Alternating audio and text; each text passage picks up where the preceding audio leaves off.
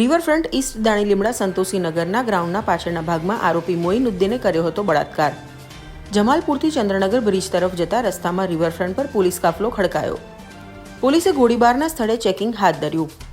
Crime branch બળાત્કારના સ્થળે reconstruction માટે આવી હતી. આરોપીએ ક્રાઇમ બ્રાન્ચના પોલીસ જાપ્તામાંથી ભાગવાનો પ્રયત્ન કર્યો. ક્રાઇમ બ્રાન્ચ પીઆઈ ઇમરાન ધસુરાએ આરોપી પર એક રાઉન્ડ ફાયરિંગ કરતા ઈજાગ્રસ્ત. આરોપીએ પોલીસ જપ્તામાંથી ભાગવાનો પ્રયત્ન કરતા પોલીસ કાફલો ઘટના સ્થળે દોડી ગયો. દાણી લીમડા પીઆઈ હસમુખ પટેલ અને એસીપી દિગ્વિજયસિંહ ઝાલા સહિતના ઉચ્ચ અધિકારીઓ બળાત્કાર સ્થળે પહોંચ્યા. પોલીસ અધિકારીઓ બળાત્કાર સ્થળે નિરીક્ષણ હાથ ધર્યું.